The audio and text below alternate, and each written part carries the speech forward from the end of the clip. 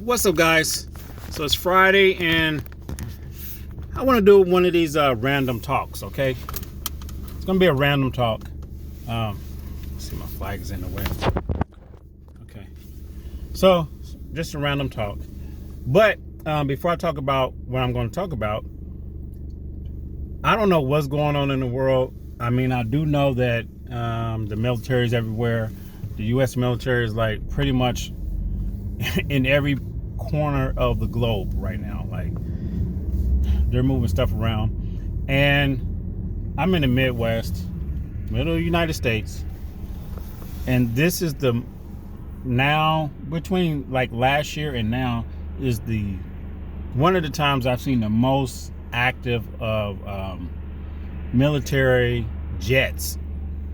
Okay, and just prior before me making this video, a jet just like, I didn't even know it was over top of me. It was already way ahead of me, and then I heard it.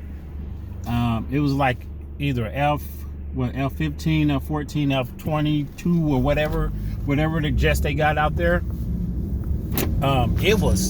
This thing was booking. It was fast.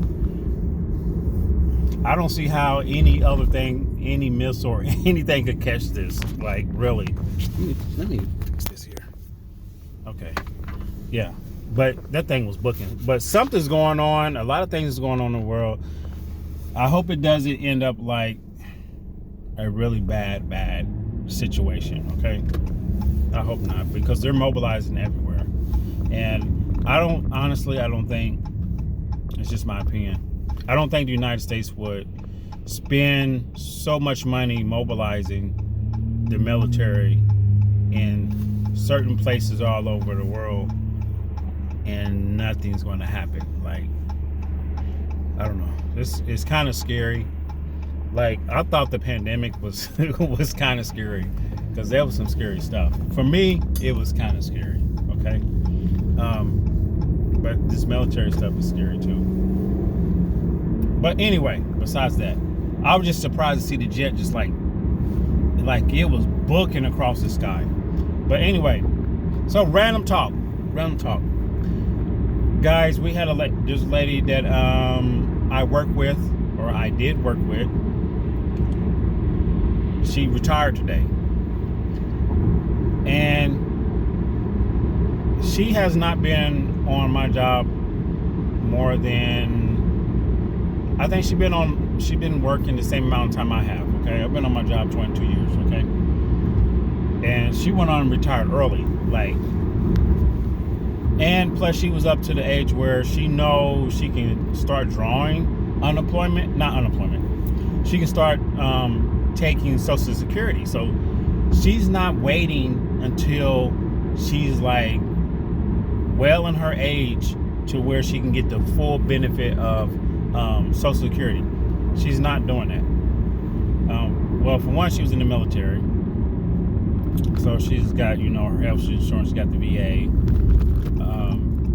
and then I'm not sure if you're in the military you get something every month. Probably, I'm not sure. But her retirement, her Social Security, she's getting that, and she already talked to me about it.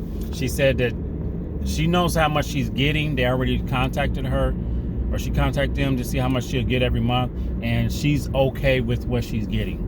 She said it's not a lot, but it's more than what she's making at work. It's a little bit more than what she's making at work on a weekly basis, or every 2 weeks, bi-weekly.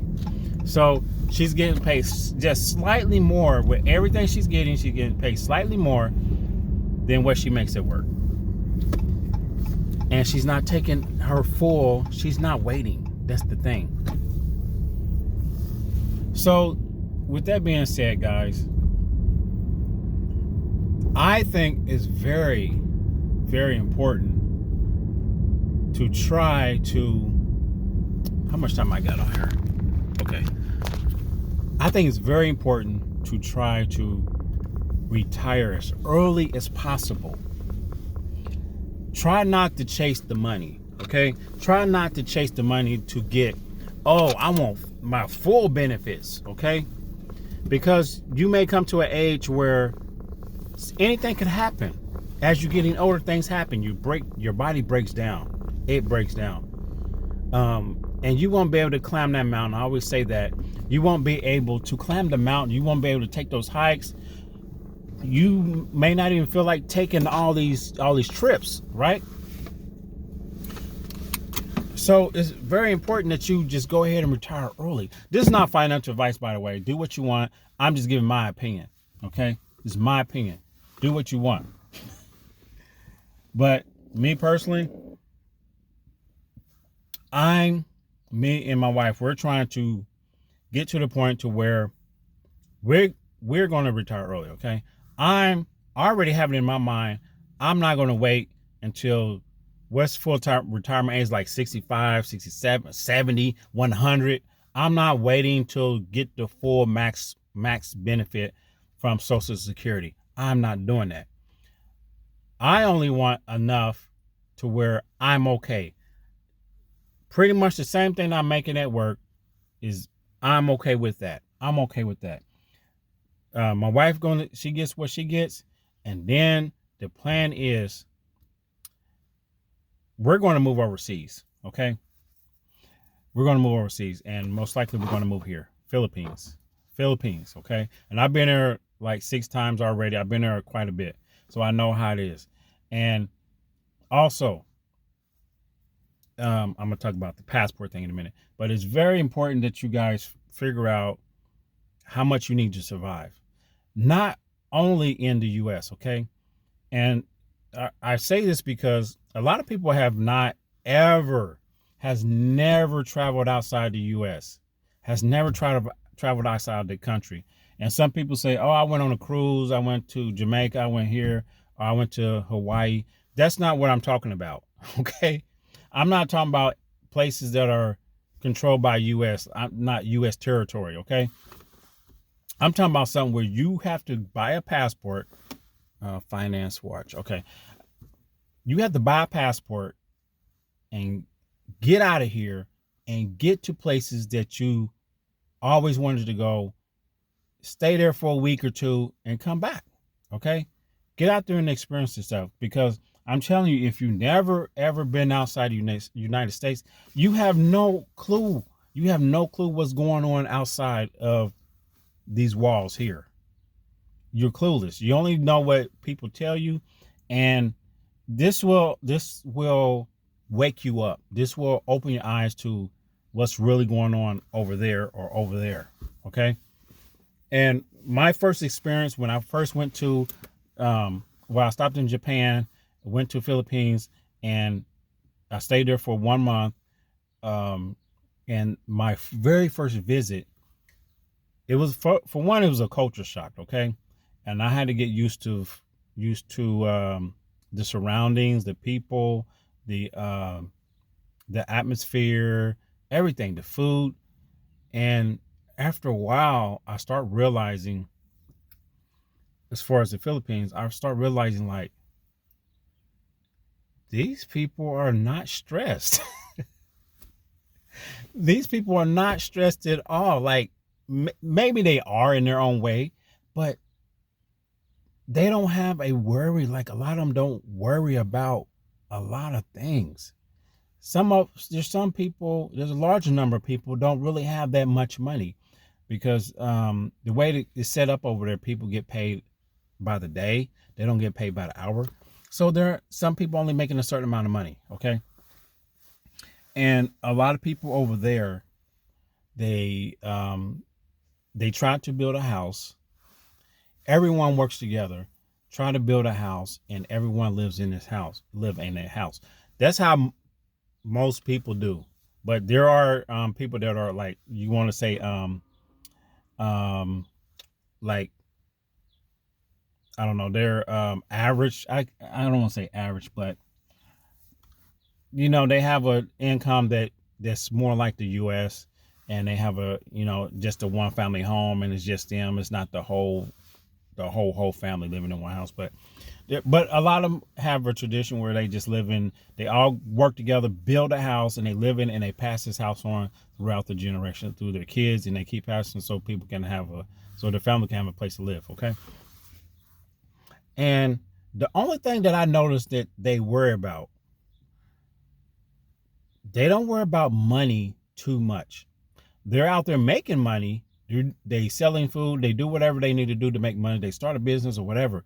They make money. They definitely make some money, but it's not like a large amount to where you're going to be stressing over it. Like you got to pay this bill, you got to pay this bill. And of course they have bills, but it's nowhere near like our bills here in the United States or in Canada or wherever.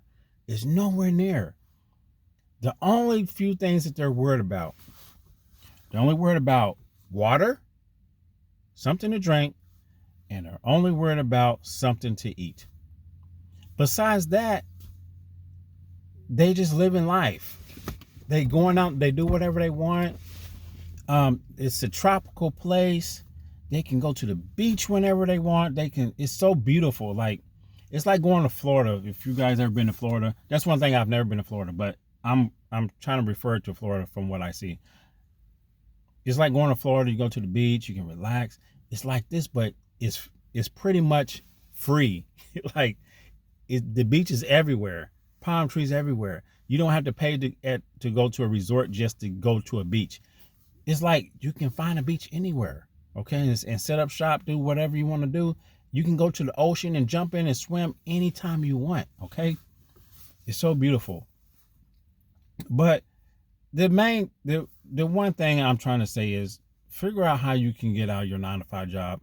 Figure out how you can, if you want to figure out how to work online, and you can go mobile and work on a laptop and go anywhere and be mobile.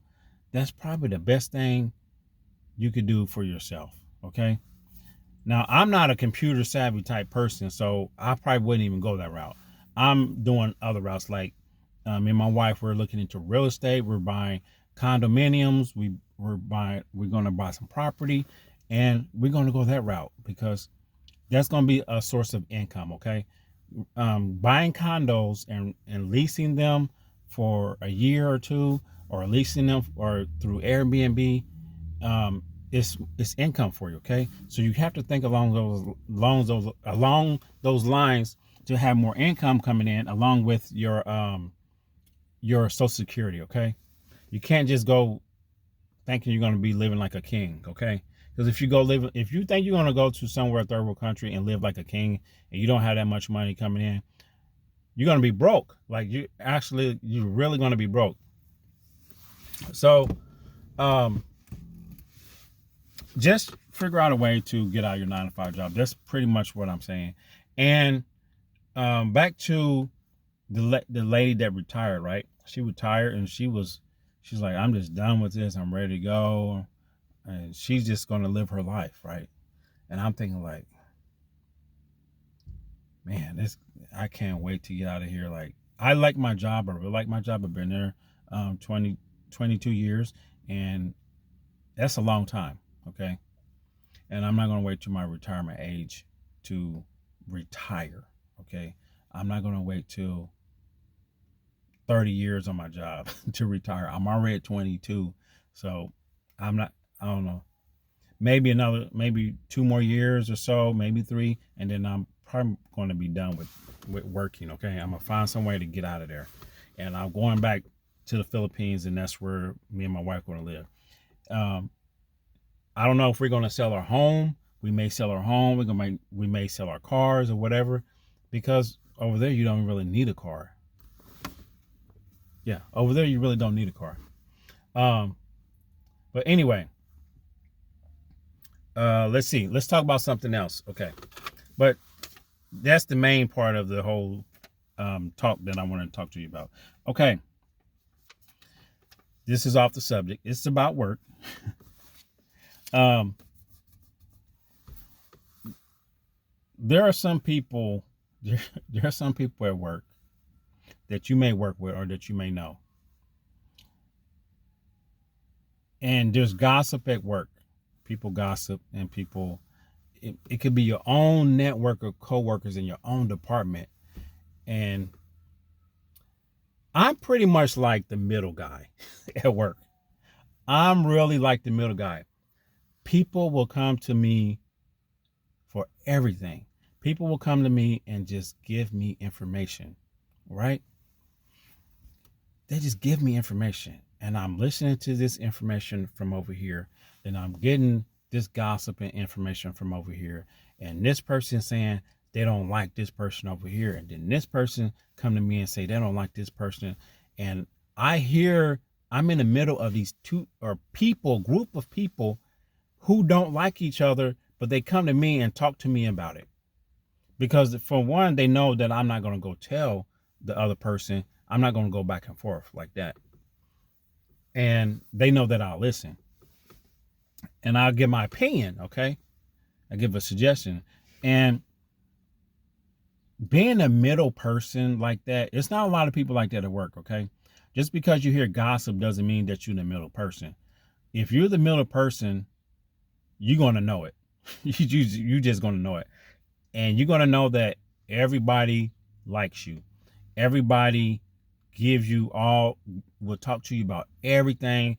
Even if there's a person that they know, since you're the middle person, they know that you're friends with the other person or you get along with the other person, they will still say, this person I don't like this person because they were just going on and on and on. But being a middle person, it has its advantages and it doesn't have its advantages. And sometimes it gets overbearing and irritating. And sometimes you get to the point to where, depending on what the discussion is about, you feel like, I want to resolve this between these two people, but it's not my place to do that. And a lot of times it could get heated. This person can be really angry and get heated and may want to just do something, and I have to calm them down or just talk to them, give them a better solution. But sometimes I don't like being the middle person at work because it gets irritating. It just gets irritating sometimes. But I don't know if you know people like that. I don't know if you're the middle person, but these are things that just happen at work, okay? And I wanted to just discuss them, okay? And keep in mind, this is just random talk. I'm talking about just random things, okay? Because I don't want to just talk about the stock market all the time. I want to talk about life and just regular things, okay? And the type I work in a cold facility warehouse type setting, okay? So if you work in a warehouse, you probably know some of the things I'm talking about. Then you have to deal with people's work habits. And this is another thing. And I've been on my job like a long time. And I know people come to work and they do their job, but there's some people that they don't care how they do this job. And when they do that, it affects everybody else. It affects like how they prep, how they clean up behind themselves. If they don't clean up, some people just throw this over there and throw this over there and move this over here, and they leave trash. They start something and then they just leave trash everywhere and they don't clean up behind themselves. But those people that do that, they will turn around and complain about other shifts that left trash or they didn't do this and this, and they're just going back and forth, right?